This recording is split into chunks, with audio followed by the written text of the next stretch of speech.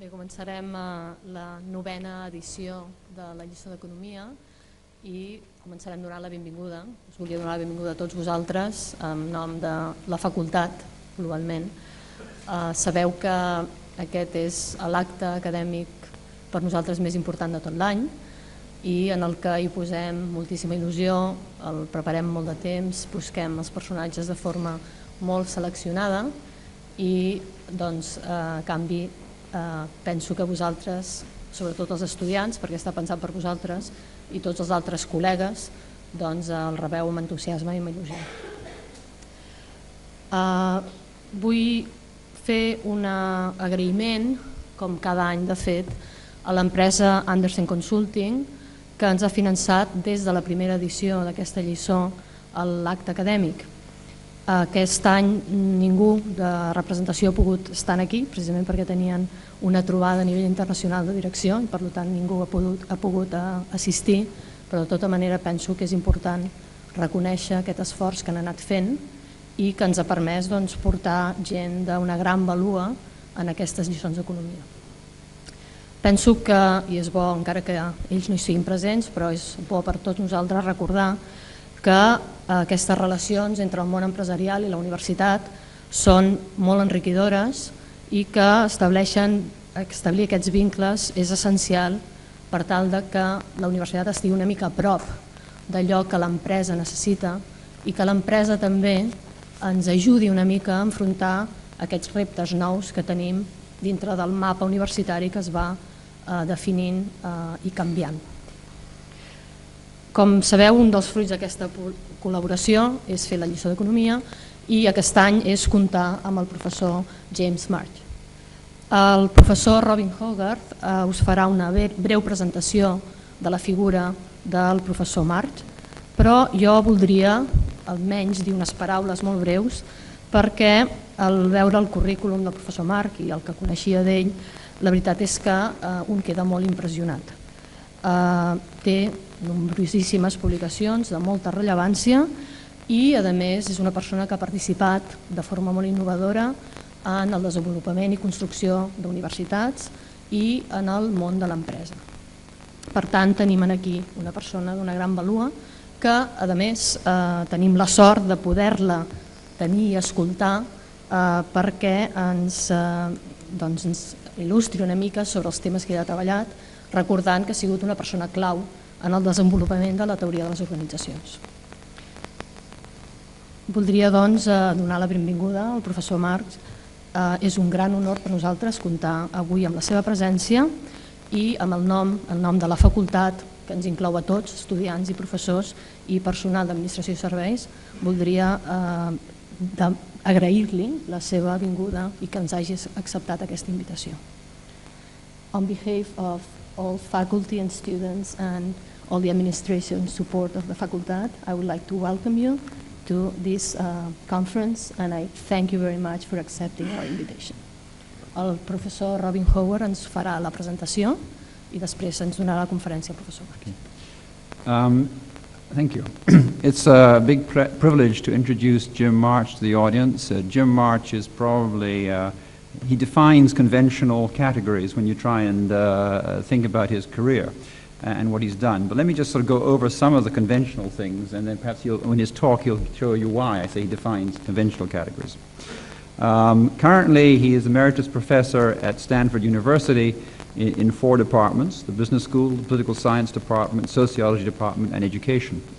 He's a Jack Steele Professor of International Management Emeritus. He did his undergraduate work at the University of Wisconsin, his PhD in Yale, and he's also held faculty positions at Carnegie Mellon University, then Carnegie Institute of Technology, University of California of Irvine, and of course at Stanford University. It's too long for me to describe all his accomplishments, but let me just hit on a few. He is a member of the National Academy of Sciences in the United States, as well as the American Academy of Arts and Sciences, and those are the 2 major scholarly bodies in the United States. He's also a member of academies in Finland, Sweden, and Italy, and he was also knighted by King Harold of Norway in 1995. So he has a real large international following. He has honorary degrees, I counted, in 7 different places: Copenhagen, Helsinki, Wisconsin, Bergen, Uppsala, Göteborg, and Dublin. I like the Dublin in particular. You like the Dublin, yep. yeah. In terms of his work is anybody who is a serious student of organizations. For me, I have 2 or 3 people, I won't tell you who the others are, who I consider to be really critical in the study of organizations, and clearly one of those is Jim March. Many of us were brought up on sort of studying the 1958 book with Herbert Simon called Organizations, and that was even republished, I believe, in about 91. And I find it hard to believe that that book is 41 years old, because when you read it, it still has a freshness to issues in organizations today. At Carnegie, he had some very good collaboration, not only with Herb Simon, also with Richard Syrett, the behavioral theory of the firm, and after a while he moved on to other topics. I like particularly the work he's done over the years on ambiguity and decision-making, and how decision-making plays out in organizations, as opposed to decision-making playing out in individuals. A very critical essay he wrote actually in 1978 about the standard economic ways of thinking about how preference functions are formed is a piece I see referred to again and again and again in other literatures. So he's had a big impact across lots of ways. More recently, his work has been involved, I understand, in learning and adaptation. Learning and adaptation are 2 of the most important, I think, organizational problems and even societal problems. How does a community of people learn the right responses in the world? How do they move forward? Jim's work is very, very elegant and very, very insightful. And I recommend it very strongly to those who haven't had a chance to look at it.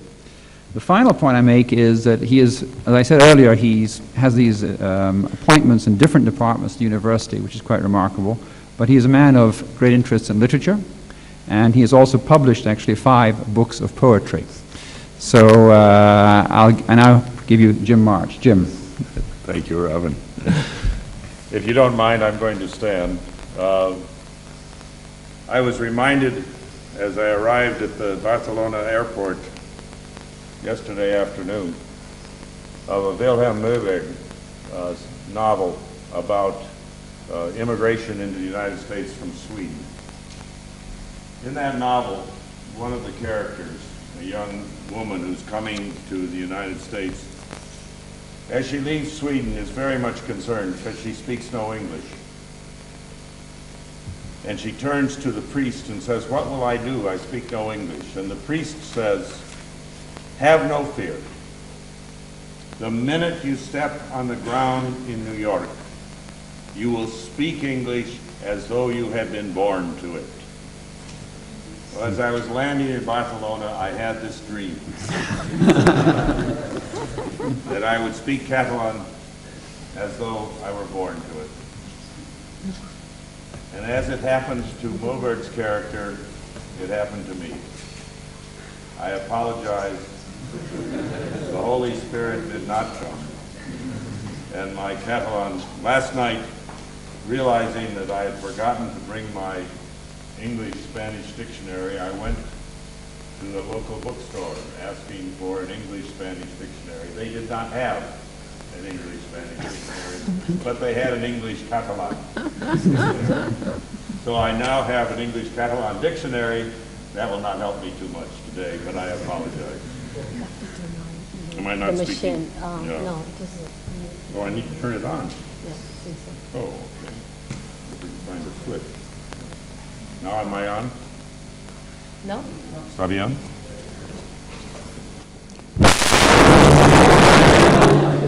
I'm on, you just can't hear me. The other thing that occurred to me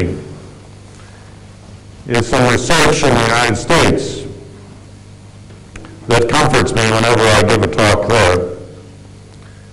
Research in the United States indicates that at any given lecture at any particular time to students in the United States, regardless of the topic, 62.6% of the audience are thinking about sex. I have no idea whether that works cross-culturally, but I hope so. And if I see you smile, I will not take credit for it. What I want to do today is to talk about learning in organization, which is these days a rather popular topic. It has become a kind of mantra of modern discussions in management that we need learning organizations. And I want to look at that mantra, and indeed I want to raise some questions about it. But there's a background. People like Robin and I and many of the people here are very much interested in how you produce intelligence in organizations. And by intelligence, we don't mean anything very precise, because if we meant anything precise, we wouldn't know how to talk about it. But we mean generally, how do you get organizations to produce actions that subsequently they turn out to think were good actions? And for most of my life, there's been a fairly simple answer to that question.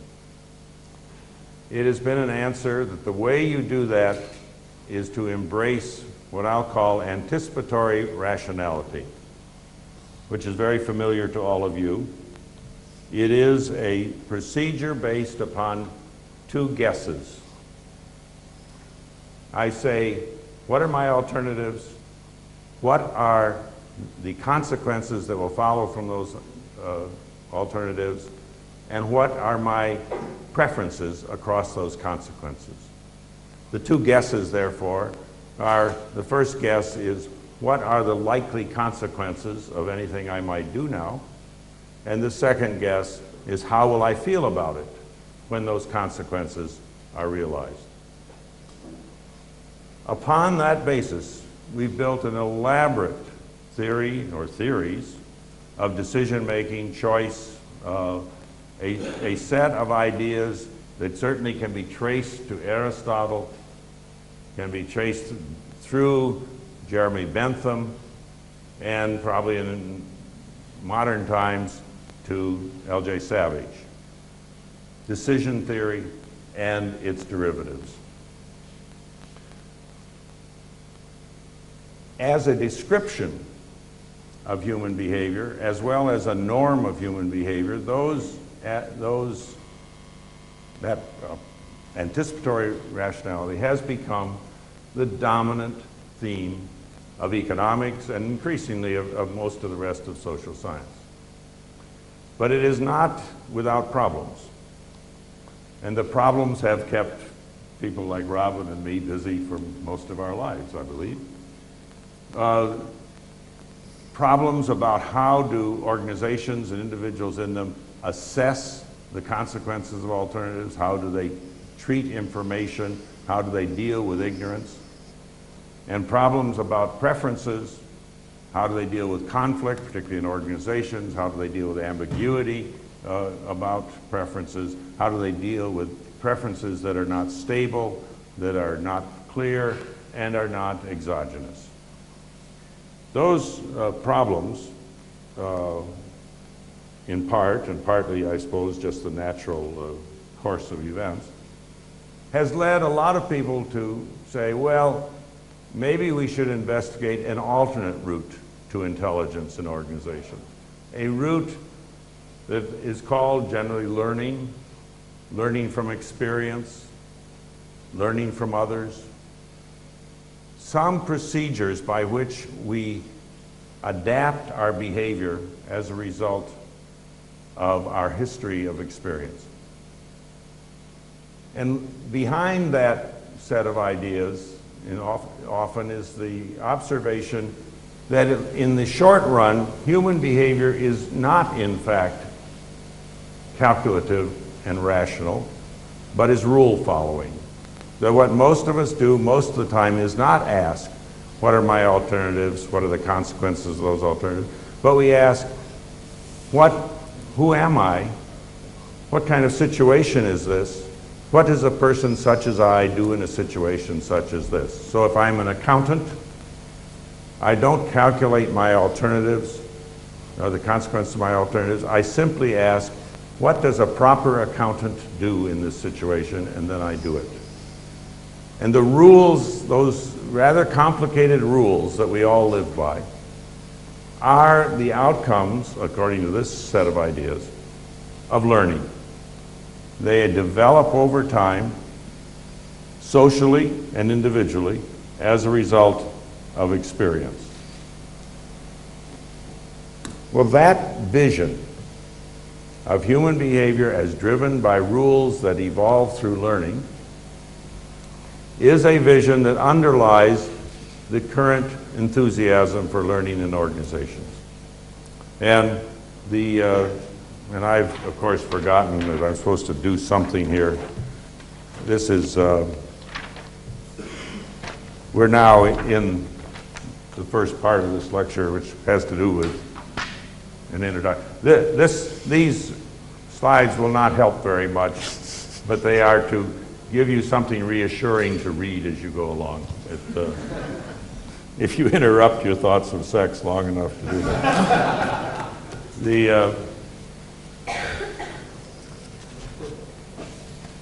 So we have this enormous fad at the moment about learning organizations. We talk about knowledge, and we talk about a knowledge society, and we talk about the learning, the central core of an organization, and so on. And I want to suggest that that's a very good direction to go. I think it's a very important direction to go.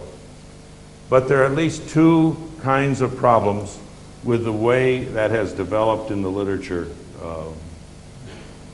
in recent years, or months at least. The first is that the proposition that learning is a useful thing for organizational intelligence is, as it is used in many of the, particularly the pop books on learning, essentially meaningless. It's essentially tautological and definitional rather than a useful statement. Why? Well, if you define learning as improvement, if whenever we improve we say you have learned, then you cannot turn around and say learning is a route to improvement as a meaningful statement. It is true by definition. And most of the people who write about this rather glibly, that's essentially what they do. They define learning as improvement and then say learning is a good idea. It probably is, but that's not very helpful. If you don't define learning as improvement, if you define learning as a particular procedure, then the proposition that learning is unconditionally good for organizations is probably wrong. And I'm going to suggest a number of ways in which learning does not help organizations and some of the complications of using organizations. So the general proposition here is that learning is an aid to intelligence, but it's not a perfect one. That it often helps organizations, but it can also hurt them. So my program is to look at some of the complications of intelligence through organizational learning. And there are some of those complications that are very well known, and I'll just note them. I don't intend to spend very much time talking about them. The first, there are a set of features of the environments of organizations that make learning rather difficult.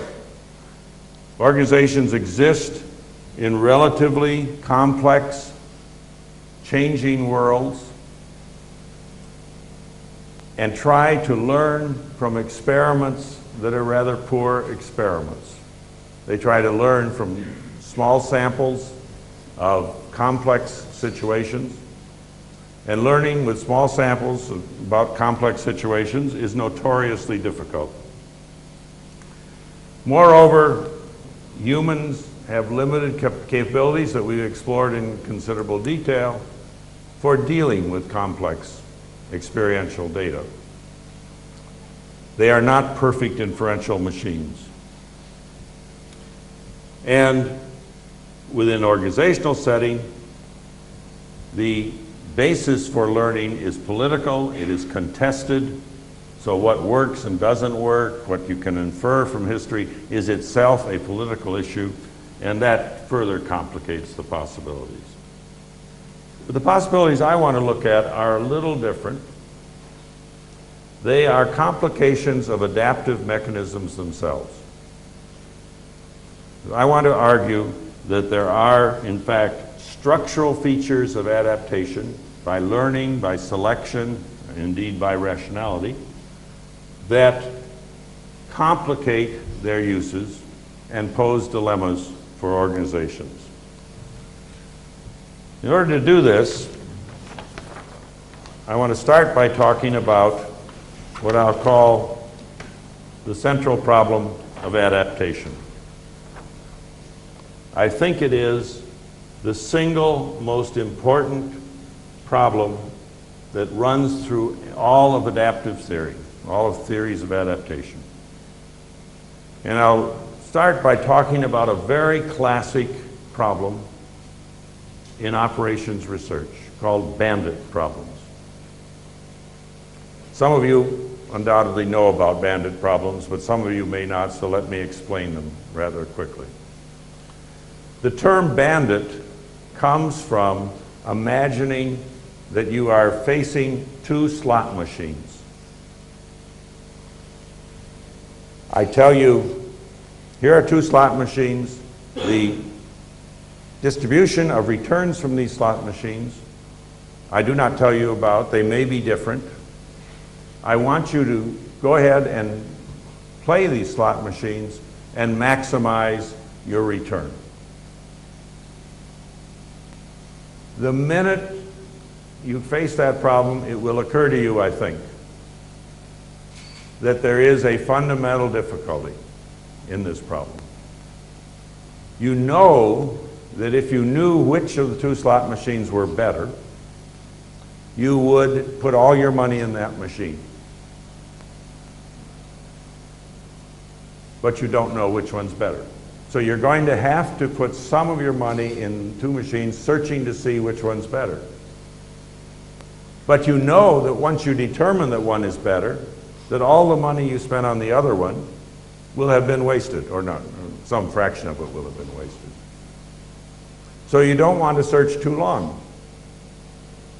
And the question is, how long and by what rules do you search? How do you divide your time between searching alternatives and acting on the information you already have? And this, of course, gets extended to not just two bandits, or not just two alternatives, but n alternatives. And of course, I can make it more complicated for you by saying things like, oh, by the way, the odds may change at any time. This is, in fact, a very difficult problem to solve. Well, the last one is fundamentally an unsolvable problem. The first one has solutions. The simple way I first posed it has some solutions, although they are not entirely complete. So what the field has done is to search for rules or heuristics that work rather well in these situations.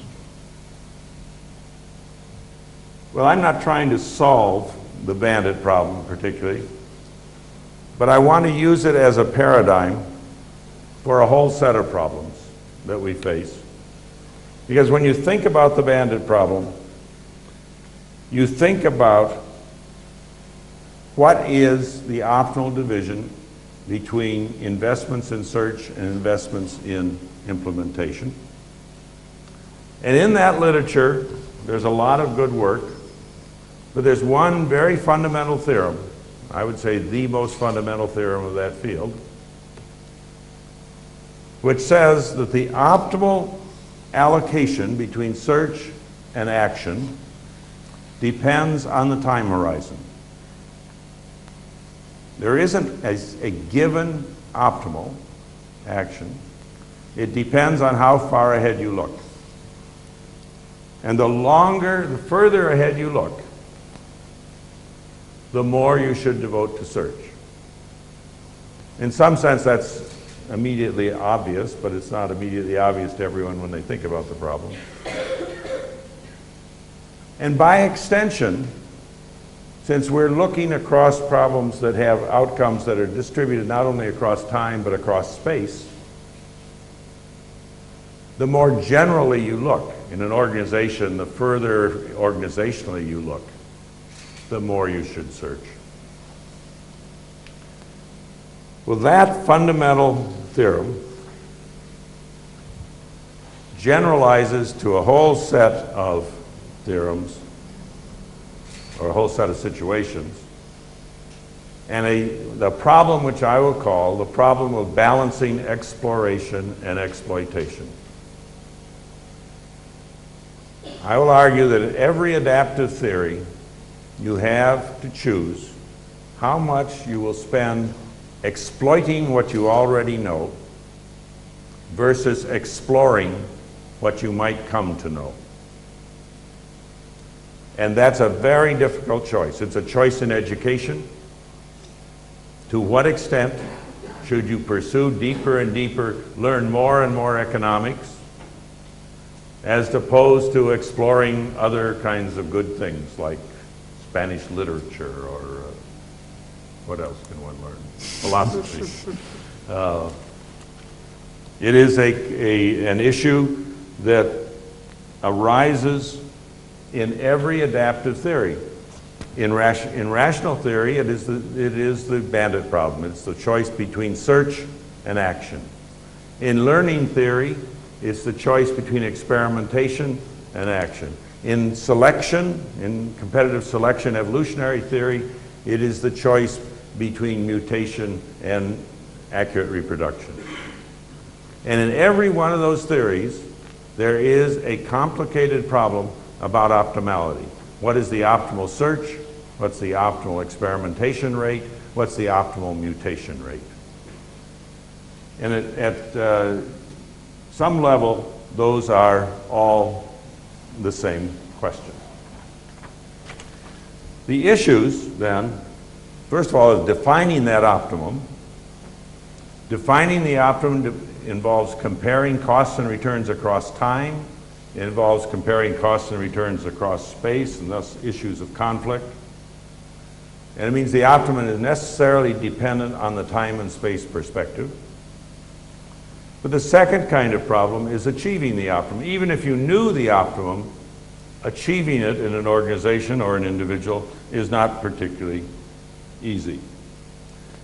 And though it is not particularly easy because of some what I'll call confusions of learning.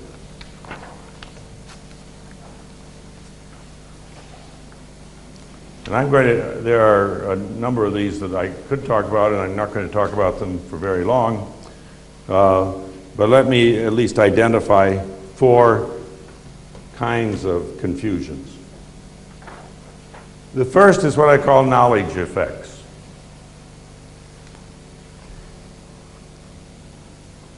There are some fundamental complications in improving the flow of good new ideas.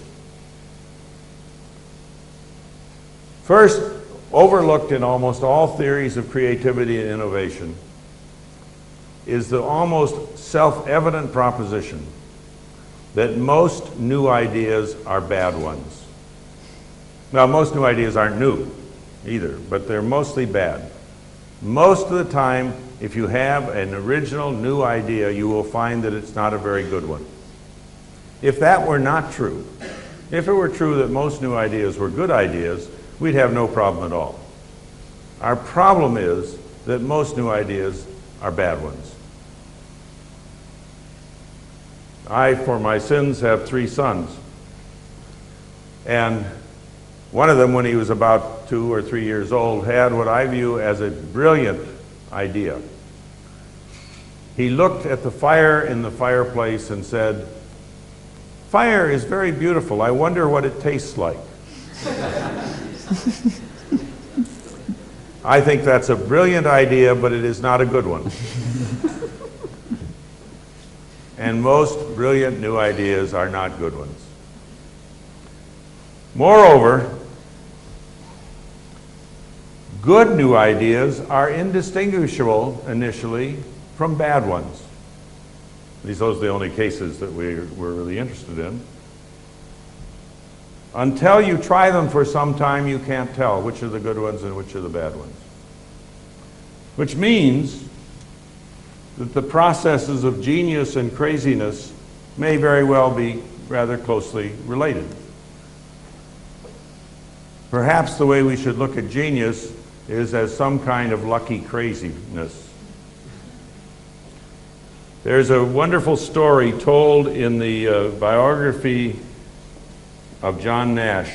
John Nash is the mathematician for whom Nash equilibrium is named.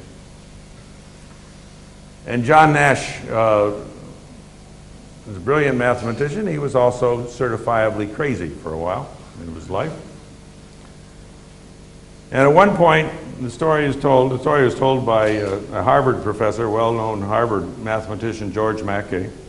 George Mackay went to Nash, and he said to him, "John, how can you, a brilliant mathematician, a man who has dedicated his life to the rationality of mathematics and logical proofs, how can you believe that extraterrestrials are sending you messages?"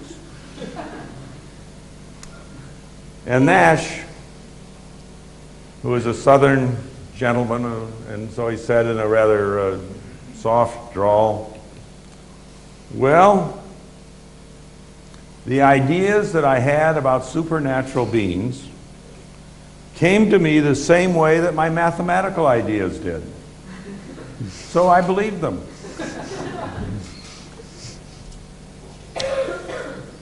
Well, if craziness and genius are connected that way, persistence in pursuing new ideas may be essential, but also difficult. And that one of the problems we will have persistently is generating new ideas, having generated them, stick with them long enough to see whether they work. So knowledge has this very funny position.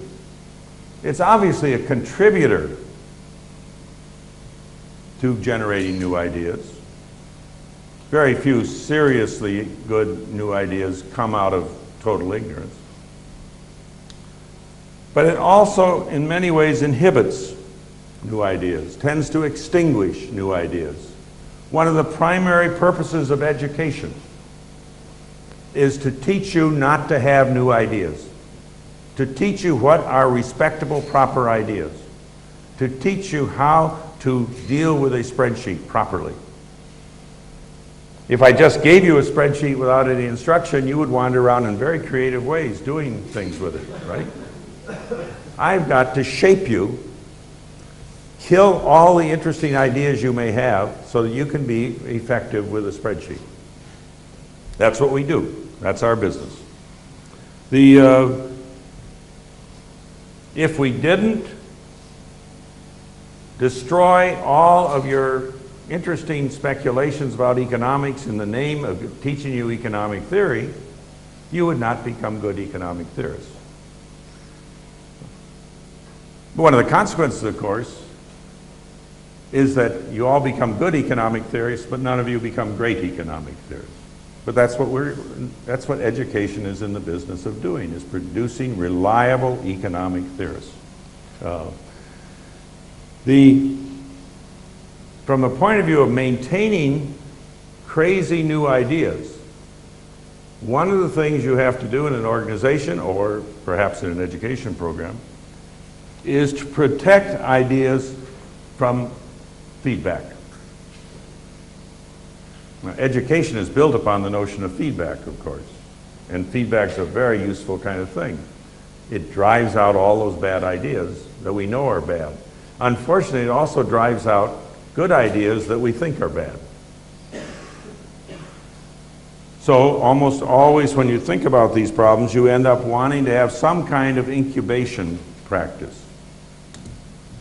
Consider child rearing. One of the problems with child rearing is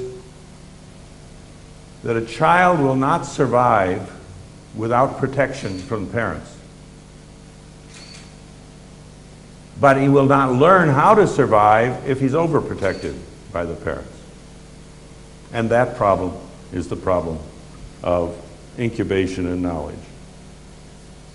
Second set of effects are what I'll call sampling effects. Learning is a matter of moving from doing what you're now doing something better, of repeating successful things. If you repeat successful things, you are simultaneously restricting the flow of information. If you repeat your successful experiments, you will in fact sample successful experiments more than unsuccessful experiments. Without that, you would not make much progress with learning, but there is a danger. If you fail to sample more from your unsuccessful experiments, it is possible that you have misidentified their true value. You may also misidentify your true value of the successes, but that's not so much of a problem. If you overestimate an alternative, you will sample it more and you'll learn you've overestimated it. If you underestimate an alternative, you will not sample it and you will not learn. You will not self-correct. Any of you who have ever engaged in marital search, well, I guess that's old-fashioned, sexual search, know this problem. Whenever you overestimate a sexual partner, you discover it. Whenever you underestimate him or her, you do not discover it. So you have a systematic bias, a systematic error of failing to continue experimentation with alternatives that are not as good initially as they will be ultimately. And that effect is very closely connected to what I'll call practice effects. The performance of any alternative or many alternatives is a product of their potential times your competence at them. So the performance is an interaction of those two. Competence is a consequence of practice. So competence is accumulated by exercising the alternative. That nice positive feedback loop leads to the two classic traps of adaptive theory. The first trap is what I've called the failure trap. This is the trap that occurs when an organization fails. It tries something new, it fails again, it abandons that, tries something new, fails again, abandons that, tries something. And each new thing that it tries, or many of the new things it tries, might very well have been successful if it had stuck with it long enough to become competent at it. But because it responds to the failure by abandoning it, you move from one thing to another. And the result stems from the fact that, first of all, most new ideas are bad ones, that inexperience reduces performance because it reduces competence. There's also some problems that new ideas tend to be oversold. In order to be adopted in an organization, you tend to advertise the alternative as better than it is, therefore it necessarily fails initially, and therefore you abandon it. The consequence of the failure trap is the organization spends too little time developing competence at the alternatives, and the pursuit of novelty drives out competence. That is not a bad description, I think, of some brands of management reform. Management fads have that property quite often. And this problem of inadequate persistence is not corrected by learning. It is in fact a product of learning. So the failure trap is one failure. The second trap is the success trap, sometimes called a competency trap or a lock-in. This occurs because when you're successful on something, you use it more. When you use it more, you become more competent at it. As you become more competent at it, you become more successful at it. And that cycle of increasing competence and repeated success leaves you with a very high level of competence on an existing alternative and a level of competence that makes it impossible for alternatives that might have higher potential to succeed in a learning situation, because in the short run they will in fact not appear as good. So in that situation you have a problem of inadequate exploration. The organization exploits and exploits and exploits and fails to develop new ideas. And the fourth effect that I want to mention I'll call myopia effects. These stem from the obvious fact that costs and returns are spread over time and space, that learning is basically a local activity. It attends much more to local returns and local costs than it does to distant returns and distant costs. Since the costs and rewards of exploitation are nearer in time, nearer in space, and more certain than the returns from exploration, in general, learning tends not to favor exploration, and this creates a general problem that learning on average tends to produce fewer new ideas than it ought to. So those problems naturally lead to some question about whether you can ameliorate them. And the general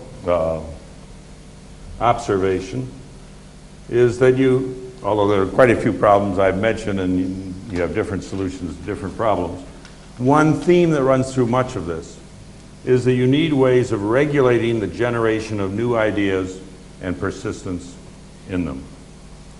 And that has, of course, become a major source of research and interesting and ideas. If you're going to regulate the generation of new ideas, you face, first of all, an unavoidable dilemma. If you reduce the creation and persistence of bad new ideas, you will simultaneously reduce the creation and persistence with good new ideas. And if you're going to increase the creation and persistence in good new ideas, the only way you can do it is simultaneously to increase the creation and persistence in bad new ideas, unless you have some way of telling the two apart, and I argue that that is generally not very easy. Well, the obvious way to regulate exploration is through various uses of rational incentives, and I won't say much about those because those are quite familiar. You can provide very high returns for the occasional good idea and hope that that will stimulate people to gamble that they have them. You can provide insurance protection for bad ideas, or for new ideas that turn out poorly. That seems to be fairly straightforward. You can change the time perspective, or try to change the time perspective. Exploration is tied to time perspective. The longer the time perspective, the more the exploration. One of the reasons why management tends not to do much with respect to new ideas is that managerial time perspectives seem systematically to be very short. You can impose accountability. There's some pretty good experimental evidence that says if you impose accountability on individuals, you shorten their time perspective, because what we usually mean by accountability is relatively short time perspective. There's some evidence that you can extend the forward time perspective by extending the backward time perspective. People who have a long view of history tend to have a long view of the forward side. You can change the pursuit of new ideas by encouraging false estimates of the consequences. One of the problems of new ideas is that on average they're fairly risky. So are there ways in which you can get people to underestimate the risks? Well, one of my favorite way is, of course, hierarchical promotion. If you promote people because they do well, people do well because of some mix of talent and luck, but they believe that luck is relatively unimportant and talent is relatively important. Since they in fact have gotten ahead in part because of luck, they think that they control the odds, so that they in fact underestimate the risks that apply to them because they think that they can beat the bad risks. So one of the ways of getting people to take dumb risks is to promote them. I like that as a kind of sort of just fate. There is another way, however. You can tie exploration to arbitrary, non-consequential commitments. Human beings don't always act because of their consequences. They sometimes act because that's the kind of person they are. And this is, of course, for me to say that to a Spanish audience is kind of madness, because the prototype of the person who acts because of the person he is Don Quixote. He said, the most important line in that wonderful book is Quixote's line, "Yo sé quién soy." I know who I am. That's how he explains what he does. And when Sancho says, well, I think those knights of old had reasons for what they did when they did crazy things, Quixote said, que vorse loco un caballero andante con causa ni grado ni gracias. El toque está en desatinar sin ocasión.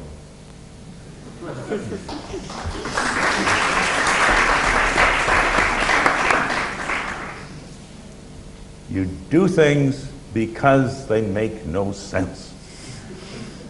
And if you do things because they make sense, how can you know you're doing them for good reasons rather than just because they make sense? If you trust someone because they are trustworthy, it's hardly trust. That's just an exchange. If you love someone who is lovable, that's hardly love. That's just a deal.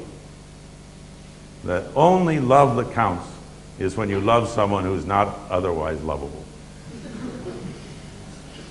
I love it.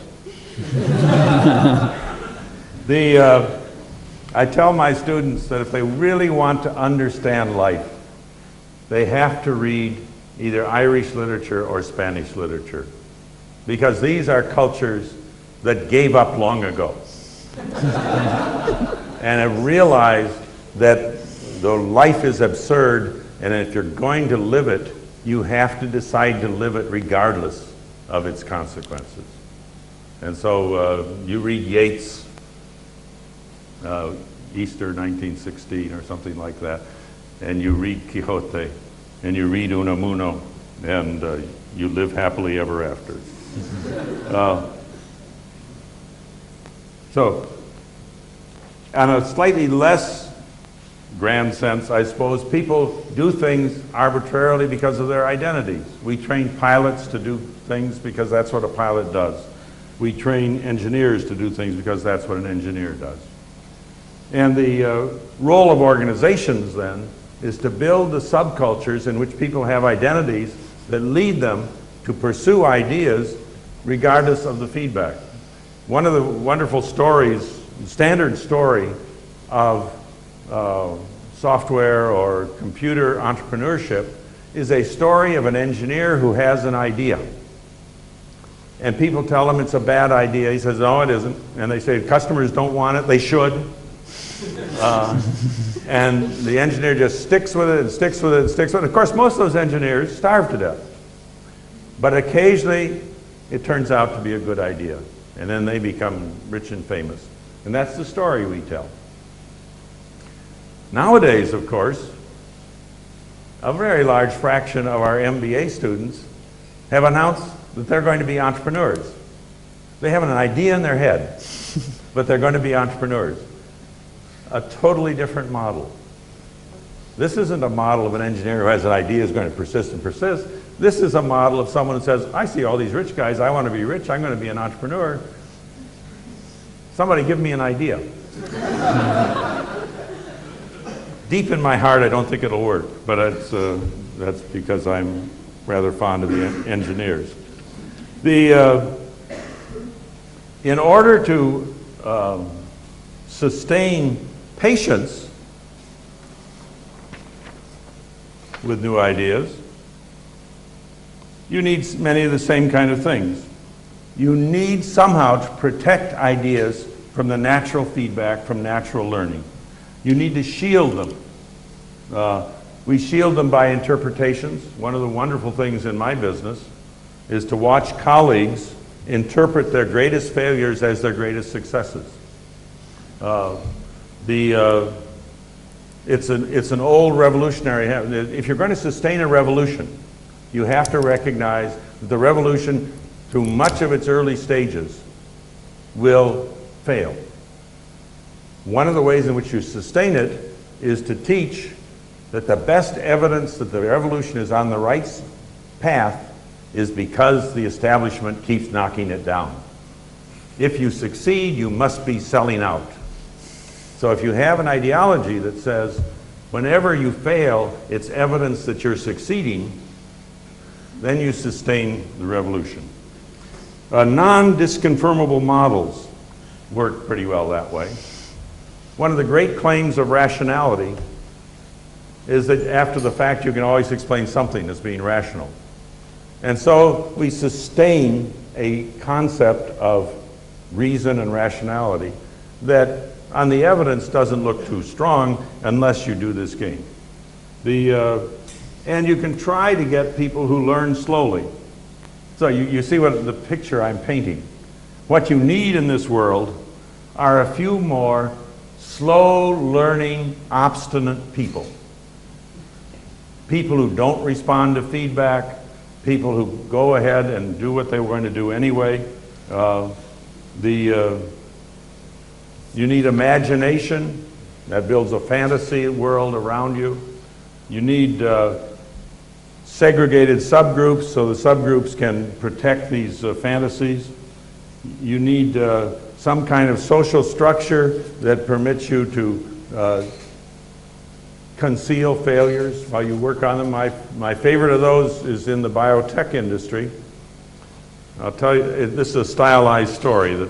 Don't push me to say where the data, but this is the stylized story. The stylized story is that a biotech company, small new biotech company, has one idea. It sells this idea to a bunch of venture capitalists. And then it starts working on the idea. Very likely it discovers it's not a good idea. But if it announces it's not a good idea, the venture capitalists go away. So you say it's a good idea, and we're making lots of progress. And you keep working on it, and you keep working on it until it collapses altogether. That, of course, assures that you will fail in the sense that the product will never come to play. But because you persisted in following this idea, you in fact explore the idea more than you would otherwise, and the knowledge that you gain becomes more useful as you spread to all other new biotech firms. So the only losers in this are the venture capitalists, and they deserve it. But it's a socially constructed system that forces you to keep working on a problem even after you've discovered it's not a good idea. And I rather like that. The social fashions have some of the same effect. Well, all of this I will now hand wave and argue I can summarize in terms of 5 propositions.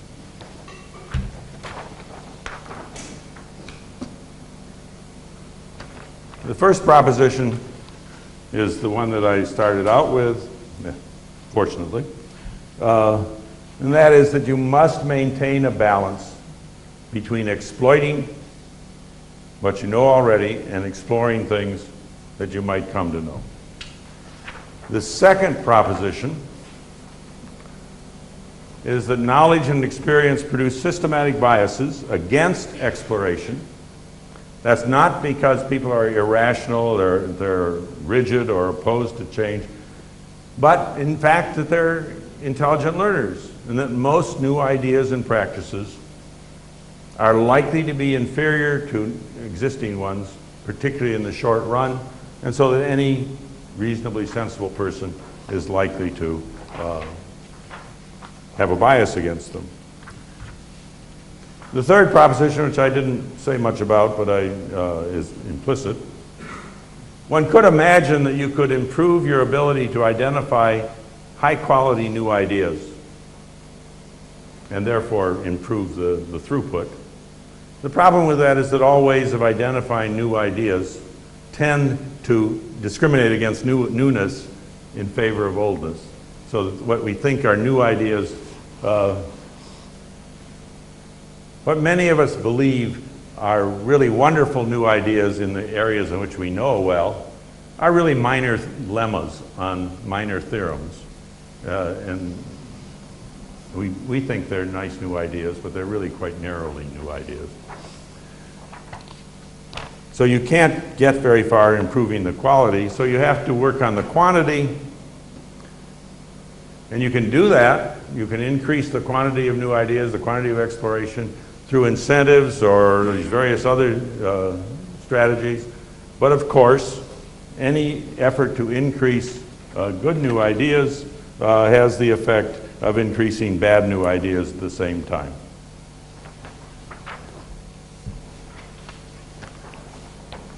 And so I argue that although consequentialist thinking is of considerable importance in modern life and you would not want to abandon it, in this domain at least, you need a certain willingness to envision arbitrary realities and embrace arbitrary commitments if you want to stimulate exploration.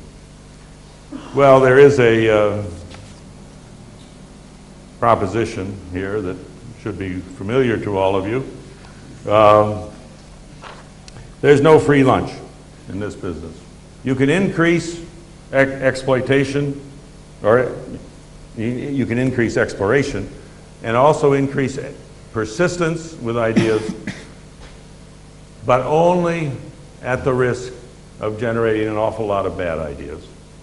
You can increase exploitation various ways, but only at the risk of increasing obsolescence. You can try to make the trade-offs intelligently, but intelligence involves very improbable calculations of costs and returns spread over time and space, and intertemporal and interpersonal comparisons of preferences are not what we are particularly good at. So the enthusiasm for learning organizations need to be qualified. There's no question that learning from experience is a powerful instrument, but learning is no more magical than rational choice or evolutionary selection. They each have difficulty balancing exploration and exploitation. Each have structural problems that cause confusion and mistakes. So the next time some consultant tells you that learning will solve your problems, you should observe that learning will sometimes solve your problems, but it'll sometimes create them, and that slow learning is often better than fast. Thank you.